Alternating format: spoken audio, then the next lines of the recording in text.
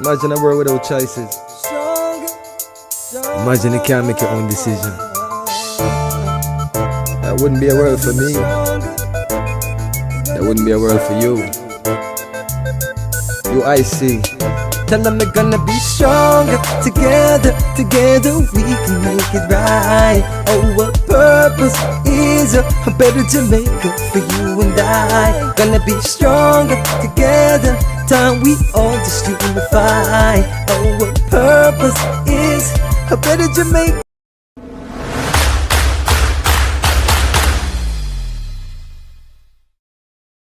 UIC Liberty TV. Change you can trust. Okay, welcome back. I was shut down abruptly. Not too sure where we got cut off, but our system went down internet-wise. I had to go and switch over to a different internet service, and hopefully they won't shut us down again. But thank you very much for your patience and for coming back. Again, this is Joseph Patterson, and we're going to be talking about the banking system in Jamaica, particularly the fact that the governor of the Bank of Jamaica made some utterances that should significantly concern us and which reflects a serious problem behind the scenes that I'm going to explain to us in more detail. So hopefully we won't be cut off again. Sorry about what just happened. So our topic tonight is, again, the fake Bank of Jamaica misleading the nation. And I asked the question earlier, did you know that the Bank of Jamaica, BOJ, is actually not controlled by the people of Jamaica? Also, did you know that its governor, Richard Byles, apparently tried to mislead the nation recently? In fact, the so-called Bank of Jamaica is independent of our so-called elected representatives, which means that the Bank of Jamaica is also independent of the people of Jamaica. Now that is an oxymoron. How can the Bank of Jamaica be independent of the people of Jamaica if it is supposed to be a bank established to serve the people of Jamaica? But in fact, our politicians have legislated that the Bank of Jamaica become independent of them, because if it's not made so, then they are going to mess up our banking system. That's the argument. That's the logic. We have to make the Bank of Jamaica independent of those we elect to govern our country. We can trust them to govern our country, but we cannot trust them to govern our banking system. And so they have legislated to make the Bank of Jamaica independent of themselves. But who required that? We didn't ask them to do that. They never campaigned to us to do that. So who asked them to do that? Well, their foreign masters. Their foreign masters said to them that if you want to continue to do business with us, you need to make your bank independent of your politicians, even though these politicians are supposed to be the elected representatives of the people. So in effect, the Bank of Jamaica is not the Bank of Jamaica. It should more aptly be called the bank of those who control Jamaica, which of course implies that our politicians do not control Jamaica, because somebody else is. Somebody else controls our banking system. So the governor of Jamaica, the governor of the Bank of Jamaica, is really not working for the people of Jamaica, because the governor works for those who control the Bank of Jamaica, which, in my opinion, is the banking cartel that dictates the policies and the policy actions of the Bank of Jamaica. And so tonight I'm going to show you clearly how this is so and what this means for us in terms of what the governor of the Bank of Jamaica said. So it should be very clear to you that the Bank of Jamaica is really fake. And the governor of the Bank of Jamaica may be acting, in fact, on behalf of somebody other than the people of Jamaica. And so I'm going to show you clearly that the Bank of Jamaica governor may in fact be misleading us and even stealing from us while pretending to work for us. Now, don't get me wrong. I'm not suggesting he is personally stealing and putting into his pocket directly, but he may be a part of a system which is stealing from us, which I'm going to explain to you in more detail. I want to share with you quickly an article that appeared in the Radio Jamaica online news. Here's the, let me see if I can find that for you here. Here's the article. If I can share it on my screen, let me try to do that. So this is the article that I picked up from the Radio Jamaica. I hope you can see that. The title of the article says, BOJ Governor faces backlash for cautioning against large wage increases. And if we scroll down, I'm going to read this for you. I'm going to talk about it. It says the governor of the Bank of Jamaica, Richard Byles, is facing backlash from trade unionists for his comment cautioning employers against massive wage increases. Mr. Byles has said a large jump in salaries could have a negative effect on inflation. Yeah, a large jump in salaries could have a negative effect on inflation. I'm going to prove to you shortly that that statement by itself implies that Mr. Byles is either a very ignorant economist or willfully seeking to deceive. But let's continue. It says, but this has not gone down well with General Secretary of the National Workers Union, Granville Valentine, who described the utterance as unfortunate and disturbing. He said the comment comes at a time when unions are seeking to get livable wages for their employees. The pronouncement, he says, is clearly indicative, meaning, signaling a direction, and makes it difficult for us when we go to the table, that's the bargaining table, to the risk of society, private sector, and other government institutions, that if we pay more than 6 or 7%, then it's going to affect the economy and inflation is going to be affected in such a bad way. They should have known this when they gave many persons 50, 60, 100, 200, 150% increase. There can be one law. He says there can't be one law for the rich and the other for the poor, he contended, calling for the BOJ governor to withdraw or explain the statement more clearly to the ordinary man. While he acknowledged the BOJ's responsibility to manage inflation, Mr. Valentine questioned whether it was the role of the central bank to set the tone of what should be paid in a free market. Now, I take exception to that because Jamaica is not a free market, which I'll explain in a bit. The trade unionist said the governor's comments risk creating a rift at the negotiating table between employers and workers' unions, as the employers will now be guided conveniently by the governor's statement, which is true. Development economist Dr. Chris Stokes believes the BOJ governor went outside his remit when he made a comment about salary increases and inflation. Quote, because we're not in a centrally planned economy, which is not true, we are in a centrally planned economy, well, a mixed economy, I'll explain it in a bit. He says, because we're not in a central planned economy, the wage policy is not the remit of the Bank of Jamaica. But I believe they are right to point out the fact that abnormal increases in wages can drive inflation. Again, that's not true, and I'll explain to you. Now, whether those increases bring somebody up to a livable wage is another question that needs to be addressed.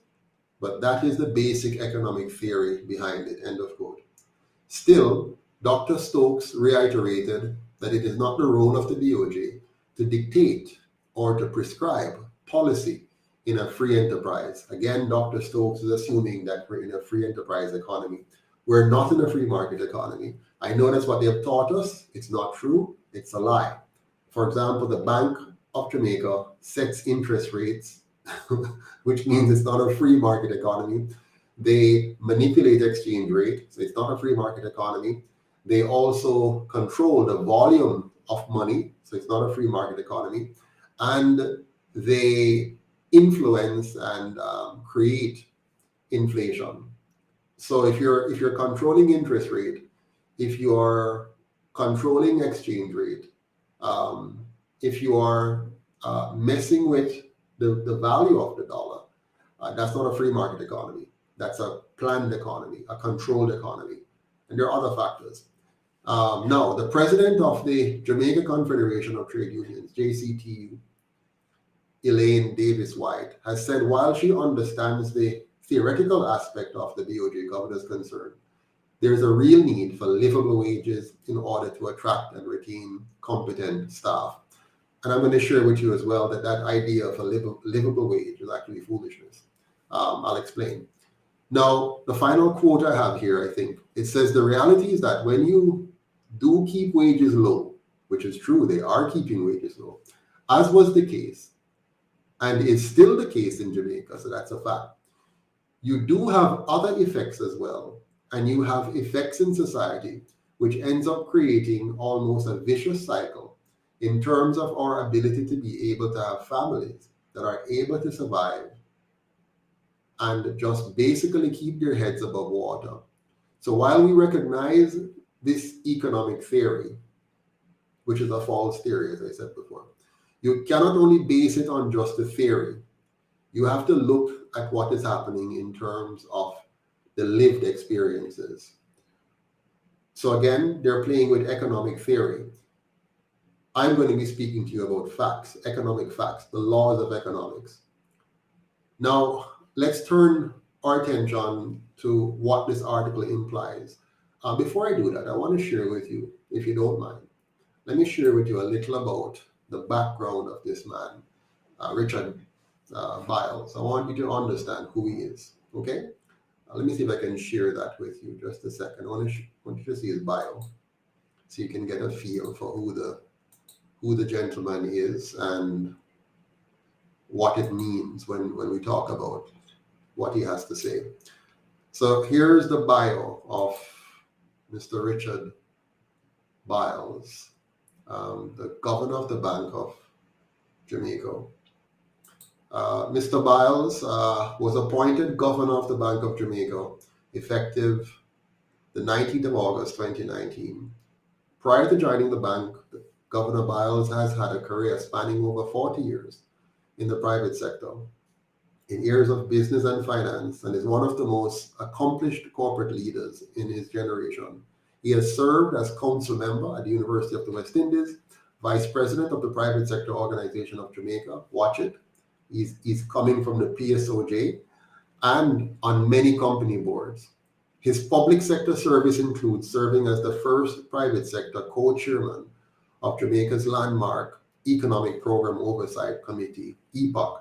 Deeply, he's a government man. He's a part of the system, which is to monitor Jamaica's performance under our IMF-supported reform program. So he's fully embedded in that system. Mr. Byles holds a BSc in economics from the University of the West Indies, Mona, and the MSc, or Master of Science, in National Development from the University of Bradford, England. He was awarded the Doctor of Humane Letters from Northern Caribbean University and the Doctor of Business from the University of College of the Caribbean. He's also an inductee to the Private Sector Organization of Jamaica's Hall of Fame. So very famous to the PSOJ guys, and an awardee from both the Observer and the Gleaner publications for his work as a private sector business leader.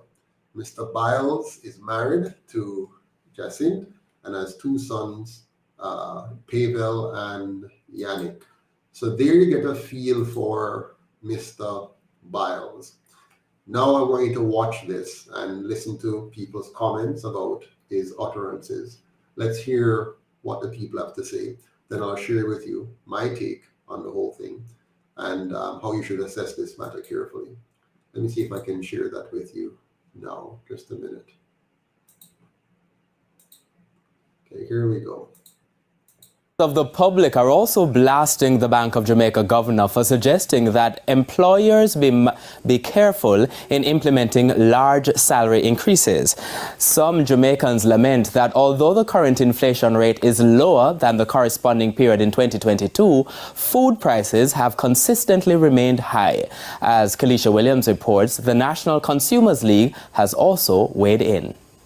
Many Jamaicans have been livid since Bank of Jamaica Governor Richard Byles warned employers against giving massive wage increases to their workers out of fear it could negatively impact inflation. Minimum wage earners are among the most upset. We need to go sit down a full time before we get some money in our pocket. We work some dirty work, because me work with the rubbish. Yeah, and we all know we still at 9. We don't move from this for the 13 the government say yet, so we don't know where we really are going. But we are the small fish, so we have to just sit down and go and wait till when it's ready for we drop in our plate, we get it if it's be the case. Reason the pay can't do it for the worker, because the worker might work hard. When you work hard, you deserve the money. Even with the BOJ governor clarifying that if the salary increases are accompanied by increases in productivity, the wage increase will not adversely impact the inflation rate, some Jamaicans were still not satisfied. Maybe 1 ton people in a papa. Public Relations Officer at the National Consumers League, Trevor Samuels, says many Jamaicans are upset because at present they are not getting large enough salaries to counteract the inflation currently eating away at their pockets. For instance, despite the annual inflation rate moving from 11.8% in April 2022 to 6.6% in July 2023, the cost of most goods and services has remained high. So therefore, I think that, the regular consumer, his salary is not catching up with inflation. And therefore, his purchasing power is probably less than it used to be last year. He stressed that there have been complaints from consumers about the adjustments in the inflation rate not being reflected on supermarket shelves. However, Mr. Samuel said it is a global issue. When you look at cooking oil is now more expensive than it was last year this time.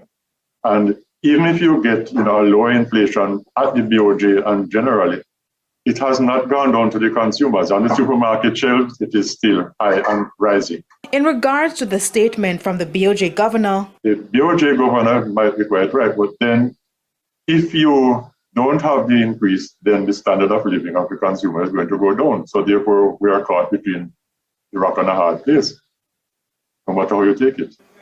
Kalisha Williams, TVJ News.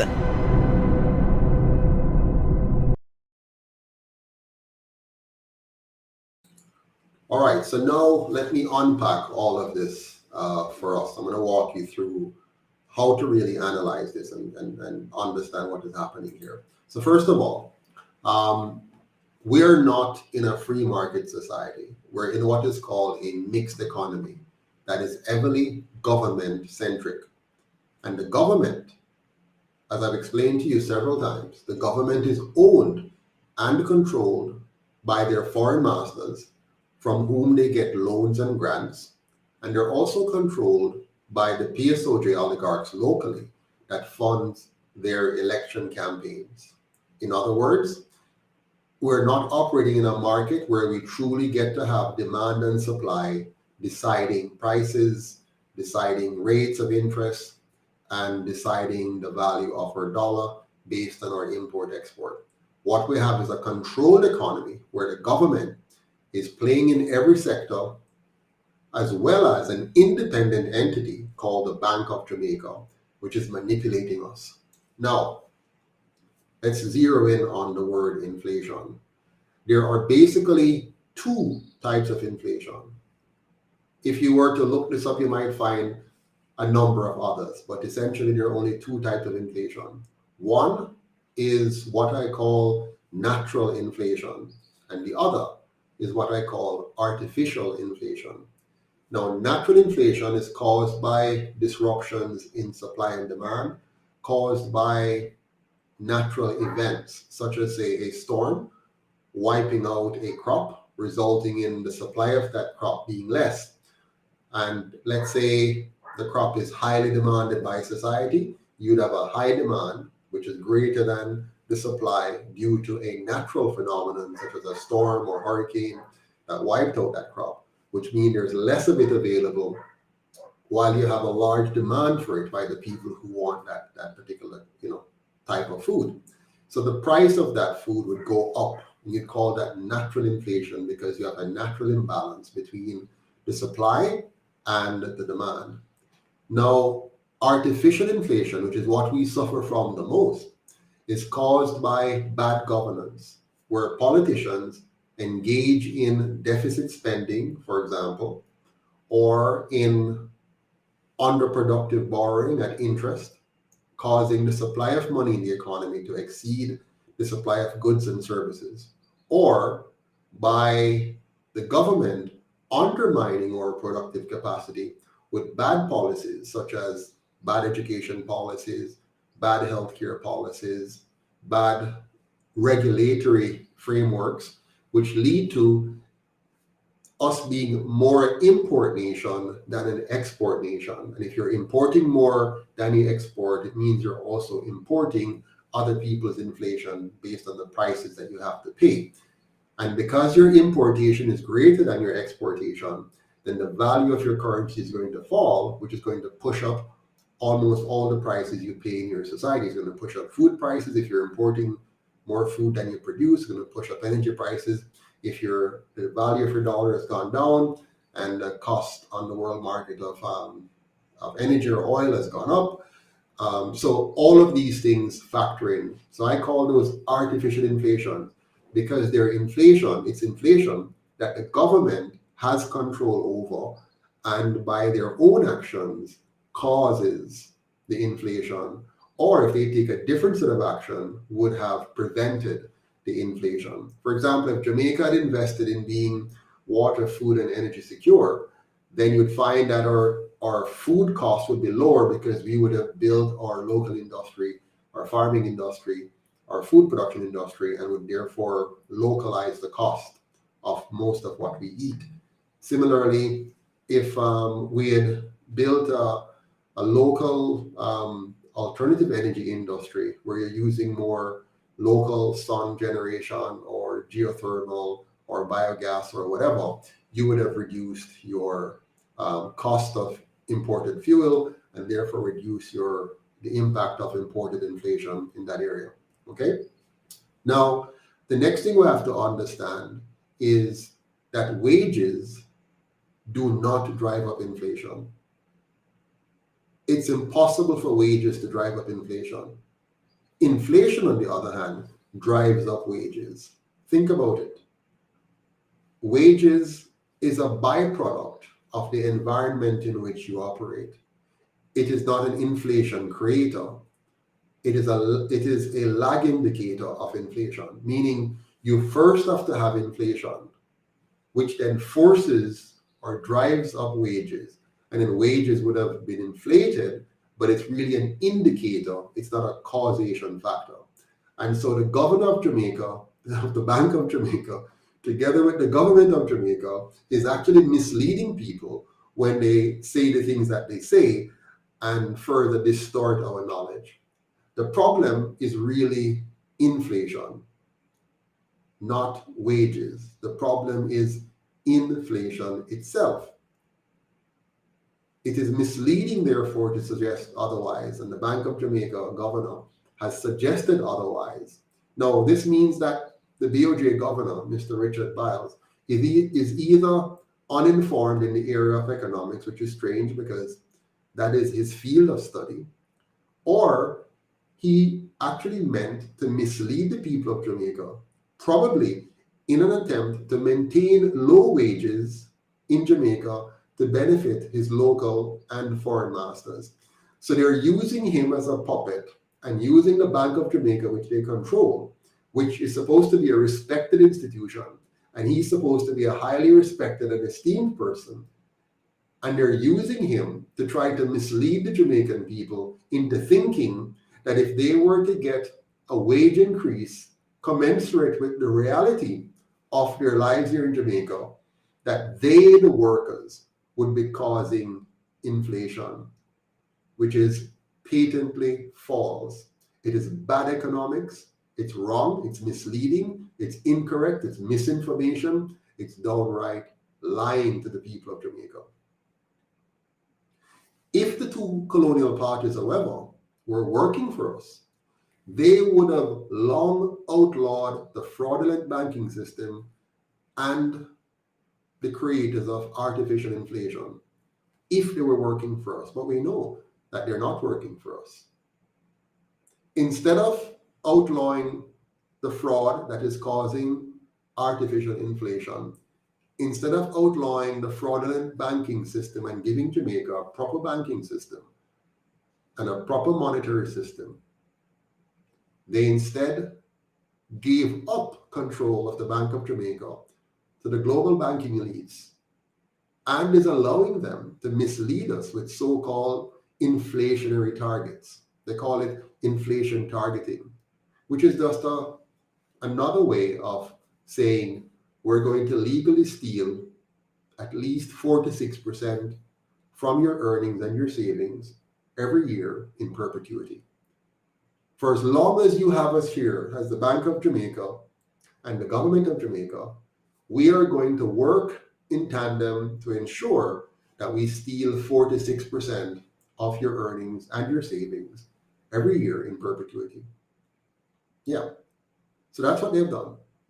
And they actually tell this to us, but they know that we don't know what they're talking about. They tell us that they're going to be doing inflation targeting. You might recall earlier in his mandate, the Prime Minister and the Minister of Finance, Mr. Clark, Nigel Clark, told us that we should stop looking at the exchange rate and focus on inflation, and that they are going to make sure that we do inflation targeting. And they've set the range of 4 to 6% that they're going to steal from us by way of inflation. Now, in other countries like Canada and so on, it's between 1 and 2% or 2 and 3%. We are 4 and 6%. Of course, last year, inflation was as high as 11 point something percent. Now, so your government is allowing the global banking cartel to steal 4 to 6% of your purchasing power every year. Now, that is poverty by design. They've designed it to keep you poor. So poverty is not a problem to be fixed. It is really a system that we need to destroy. And the UIC intends to destroy that system. So under the current system that they have, where they're doing inflation targeting and they've made the bank independent, and all of it is to protect you and make your life better off. Here's how they make your life better off. If you earn $100 an hour, and based on their inflation targeting, you lose 6% of your pay every year. So your earnings go down by 6% every year because inflation is going up. So your earnings would go down in year one from $100 an hour to $94 an hour. That's 6% drop. The following year, it will go down from $94 to $88 an hour. The next year, year three, it will go down to $83 an hour. So this is what their inflation targeting is doing to your earnings. That's why you're struggling. That's why you're suffering. So you go down from $100 an hour to $94 an hour to $83 an hour. Now, let's say they finally gave you a whopping 6% increase in year four. While, of course, in year four, inflation is also, let's say, 6%. It means that when they give you that 6% increase, your earnings would have actually dropped over the 4-year period by 18%. So after 4 years, you're 18% behind, even with a 6% increase. What a massive trick. What a massive piece of deception. And they're getting away with this each and every year. Yes. So they have been tricking you like this for the last 60 years, 80 years. They made sure that most of us don't understand math, don't understand finance, don't understand economics. And of course, they make sure that we don't understand inflation either. And we don't realize that inflation is created by the government, by government action or by government inaction. Because of this, they're able to mislead the majority of us with fanciful jargons, complex sounding terms, and big words. I'm here to keep it very simple. The UIC is here to make it very clear to you so you understand what's going on. Here's the simple fact. As cost of living rises, workers will instinctively feel the pinch, and they're going to push for increased wages, which is what is happening now. So that push for increased wages is what you're feeling now. And they're telling you, don't do it. Don't do too much increase because it's going to be a problem. Lie. It's a fact that as workers feel the pinch in their pockets, feel the pinch in their grocery bill, feel the pinch in their transportation cost, feel the pinch in their inability to keep up with the cost of energy, the cost of water, the cost of food, the cost of rent, the cost of transportation. As they feel the pinch, they're going to push for wage increases. They're going to steal from their employers. They're going to do side hustles just to make ends meet. And some are going to leave the formal sector altogether and engage in all kinds of devious practices to compensate for the fact that their government is boxing them in, suppressing them, oppressing them, and causing them to have to change their behaviors to try to make ends meet somehow.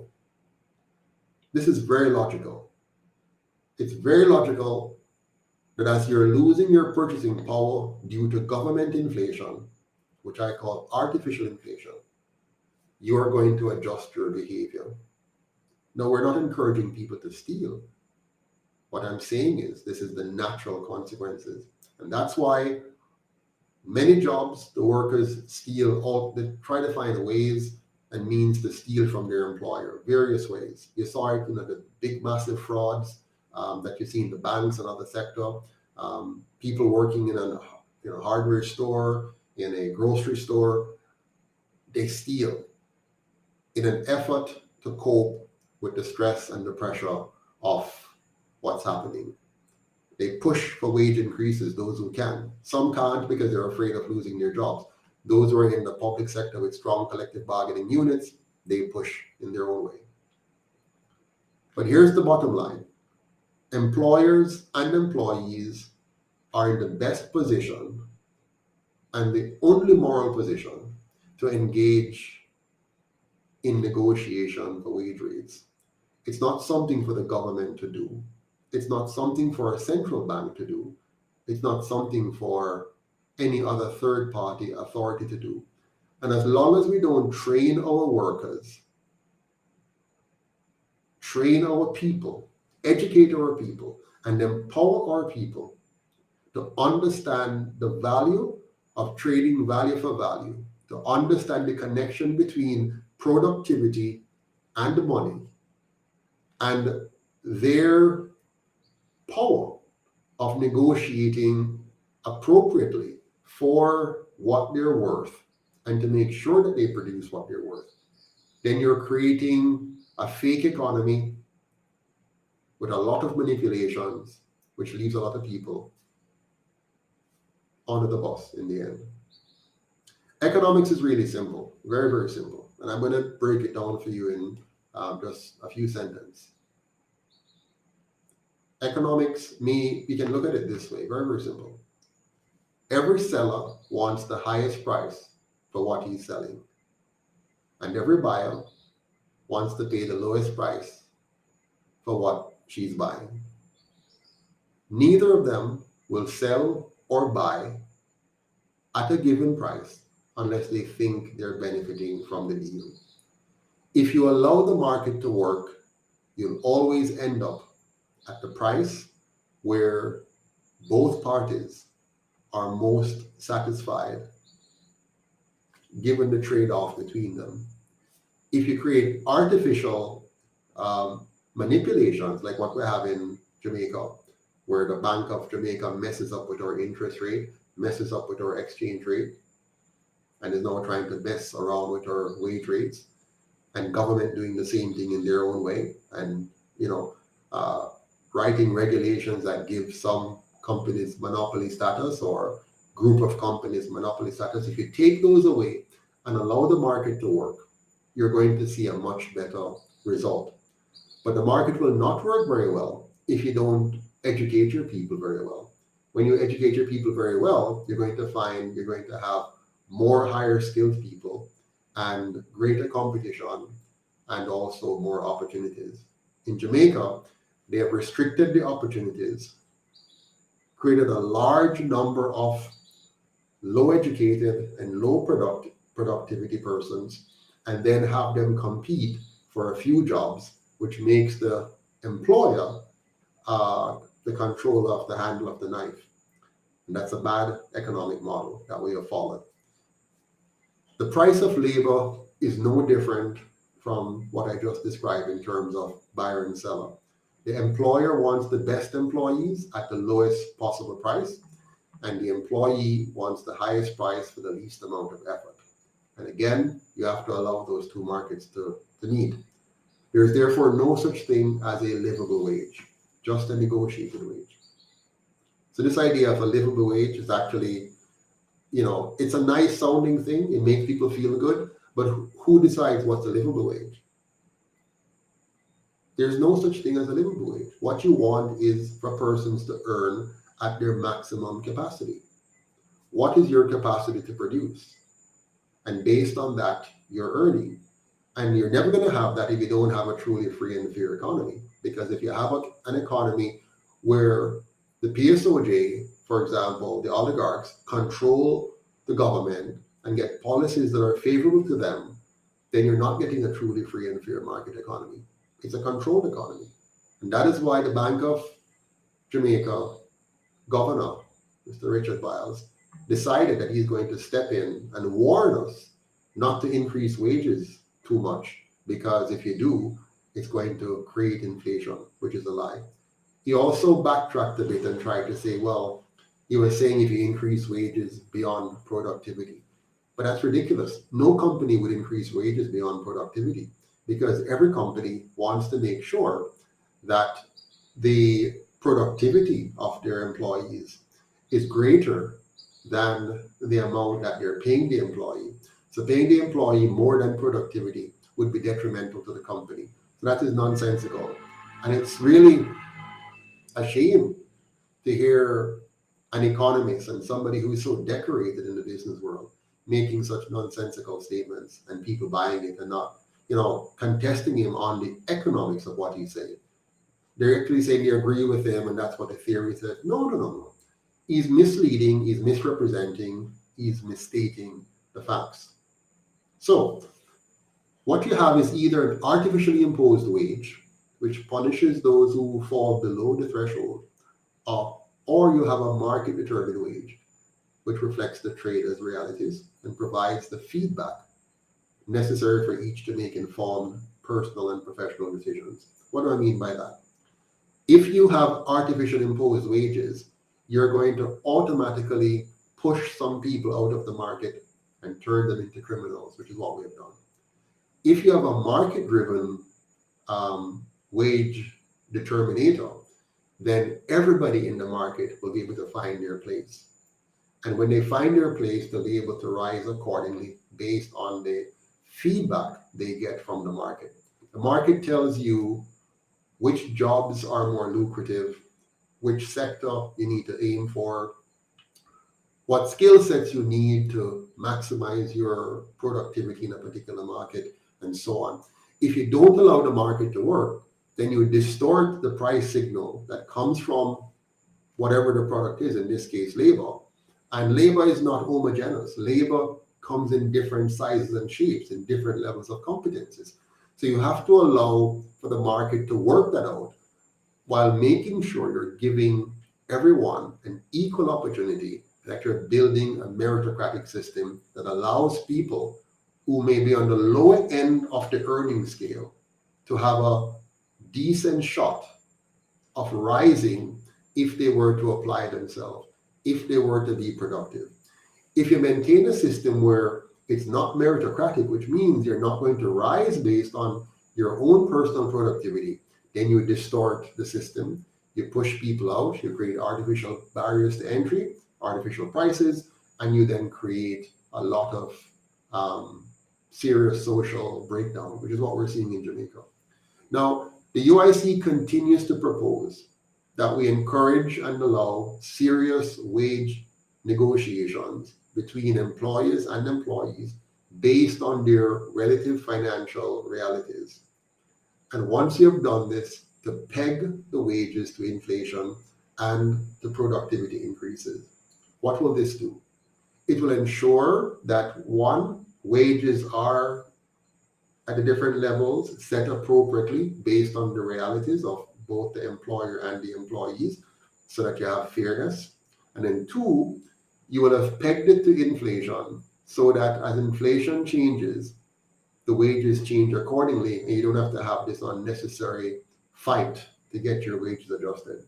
You also want to implement a productivity segment in this new wage package, so that as the employees increase their productivity, either through retooling themselves or building their own skills, or by the use of technology, which we're going to have more of, as you're seeing.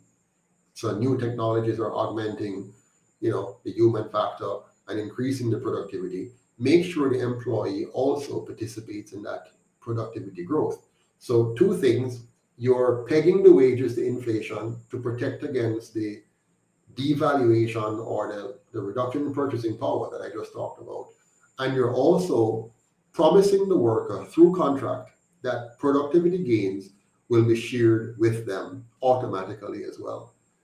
Lee Kuan Yew did this powerfully and beautifully in Singapore. Not exactly the way I just described, because obviously he did that back in the 60s and 70s without the kind of knowledge I have today. So we can improve on that and make it better for Jamaica. The sooner we do this, the sooner we stop wasting time on wage disputes and instead focus on productivity, production, and real prosperity, is the sooner we're going to have a much better Jamaica and stop playing games with the lives and livelihoods of our people. When elected, the UIC will take back the Bank of Jamaica from the global banking cartel. And we're going to make it no longer a fake, but a real Bank of Jamaica, one that works with the people of Jamaica. So no more independent bank and no more banking cartel-driven bank, but a Bank of Jamaica which provides the kind of liquidity necessary for the government to have a balance in its budget and its outflows in a way that protects the purchasing power of Jamaicans by the government not paying high interest rate, if any, on the funds it needs to grow the economy internally. We're also going to make sure we have what is called real money instead of fake money by outlawing artificial inflation to protect your purchasing power, so you can save to retire with dignity without having to engage in risky investment activities. We're going to have what we call free banking that recognizes banking as a universal right and make it accessible to all without compromising our personal privacy or subjecting to any form of digital manipulation. Under the UIC system of governance, you'll be liberated and government will be limited. so that money and banking will no longer be weaponized against us. A vote for the UIC is really a vote for unity, for liberty and empowerment. A vote for the UIC is to protect the right to your life, liberty, and property within a safe, clean, and orderly society. A vote for the UIC is for a truly free and fair economy where all can honestly live, earn, and retire with dignity. I hope you'll understand all that I've just said and realize how important it is for us to move away from not only the two colonial parties, but the colonial system with its fake banking, fake money, fake freedom, fake democracy, and fake independence. It's time for us to have real substantive independence, a real economy, a real banking system, one that works for you and works for me and all of us in a free society. Thank you so much for your time tonight. I have to run because I have another meeting. I have like 4 minutes. So any questions before I go? 4 minutes? Yes, Dr. Coretta, a model of equity and transparency. Yes, so you're quite right. Norman Clark says, will you be interested in joining BRICS? I don't want to say yes or no. We're going to look at every form of international relationship to make sure that the interest of Jamaica and Jamaicans are fully protected. So if working with BRICS will protect our interests, then we will. But we have to assess very carefully. Agra Valley says Black people are being trapped because they buy into the individualistic Euro-American culture and allow themselves to be duped by the European white supremacy brand of Christianity. It's a very interesting statement there. Any other questions or comments before I go? I have another meeting in about 3 minutes. All right. Let me know if you understood.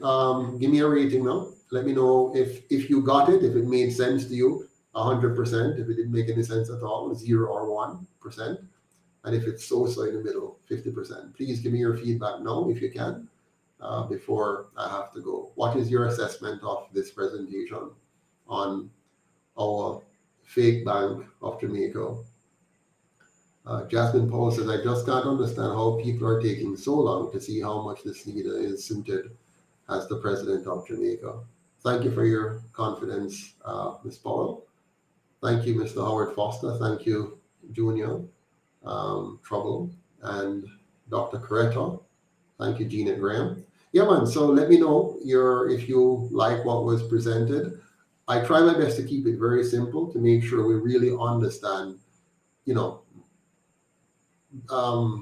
grassroots economics, and it's not very complex, but they've made it very hard. So even when I'm trying to explain it to you, I have to try to overcome, the morass which they've put in our brains, to deflect us away from the truth. But please know, the Bank of Jamaica is not working for you, nor is the government working for you. Our monetary system is not working for us. The Jamaican dollar is not working for us. None of it is designed to make us wealthy, to preserve our purchasing power, to make retiring a dignity that you can enjoy. It is all designed to rob you of your efforts. It's a form of slavery that is monetized, that is more an economic model than the physical brand of slavery. So at the end of the day, you work hard, but they're gradually pulling the rug from under your feet. So as you work hard, you're working hard to get nowhere. Yes, a few of us can escape it by, our genius. Like I was very fortunate that I've spent most of my life studying finance. So I'm able to make sense of it. But I've met accountants and finance people who don't understand this kind of stuff. They just do regular day-to-day finance, but they don't quite understand what's going on. So they can be working in a bank or working in an accounting firm or working in an economics unit while not appreciating what I'm talking about. But thank you so much for your feedback. Really appreciate it. Have a good night until we talk again. Remember, one Jamaica, we're stronger together. Please donate. We need your funds to ensure we have enough candidates across the country and properly financed to win the government. Thanks and take care. All the best.